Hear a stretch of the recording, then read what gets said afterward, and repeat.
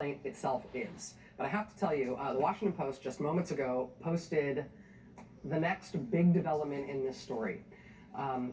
This is a story from Washington Post, which is just posted. It cites two sources in saying that the whistleblower's complaint about President Trump involves the nation of Ukraine. There's been a bunch of speculation about this over the course of the last 24 hours, in part just because of the timeline here. And I don't mean to be weird. This is going to sound weird, but don't take it that way. If you have been watching this show over the past few weeks, you are probably better equipped to understand what's going on here, this latest version of this story. You are probably better equipped to understand what's going on here than your friends who have better things to do at 9 p.m. Eastern on a weeknight. So this story, this part of the story and this new development, that this complaint about President Trump may involve the nation of Ukraine, this ought to ring a bunch of bells for you, because we've been covering this pretty intensively. 2 weeks ago, on September 5th, the Washington Post ran this on the editorial page. And even though it was on the editorial page, it contained this remarkable claim. You see the headline there, quote, "Trump tries to force Ukraine to meddle in the 2020 election," meaning the 2020 U.S. election.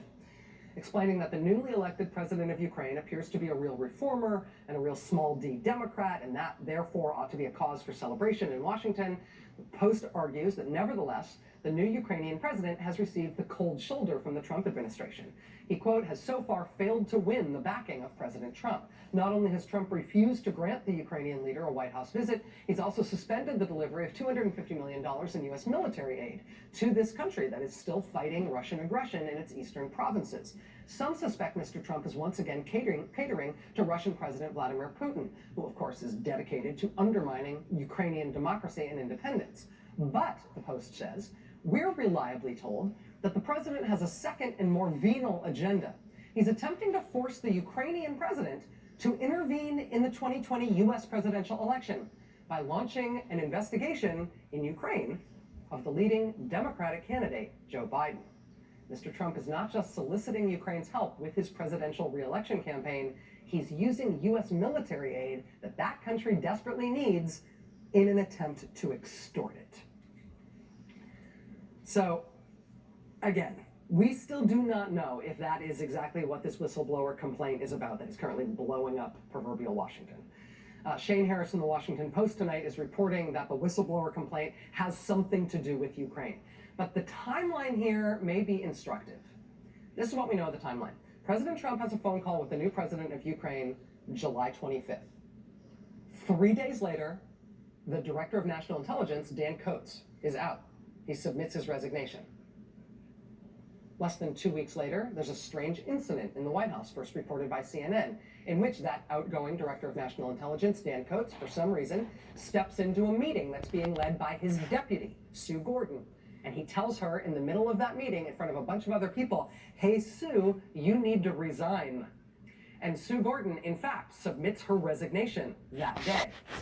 4 days later, the whistleblower complaint is filed with the intelligence community's inspector general. 3 days after that, Dan Coats and Sue Gordon leave the White House. Before that week is out, President Trump says publicly that whatever Russia did to Ukraine to get themselves kicked out of the G8, that should basically be forgiven. Russia and Vladimir Putin should be let back into the G8. Before the next week is out, Politico is first to report that Trump has put on hold $250 million in military aid to Ukraine, money that was appropriated by the Congress to help Ukraine stand up to Russia. Before the next week is out, the White House announces that it is cutting almost the entire military construction budget in Eastern Europe that is specifically designated to help other nations on Russia's border stand up themselves against Russian aggression of the type faced by Ukraine. 2 days after that, the Washington Post publishes its op-ed about Trump allegedly demanding help from Ukraine for his re-election effort and threatening to deny Ukraine U.S. military assistance unless and until he gets it. And now there's a new acting director of national intelligence that isn't letting the whistleblower complaint that's reportedly about Ukraine be forwarded to the intelligence committees, which they are legally required to do. Somewhere out there right now in America is a whistleblower from the intelligence community who has gone through channels and done things by the book and sought whistleblower protection under law to alert Congress in good faith about a serious and urgent matter that reportedly involves the president, his communications with foreign leaders, some sort of promise that he has made to foreign leaders, and potentially some shenanigans involving the nation of Ukraine. Bit by bit, the substance of the complaint seems to be coming to the surface, while hour by hour, the Trump administration appears to be fixing its crosshairs on the whistleblower.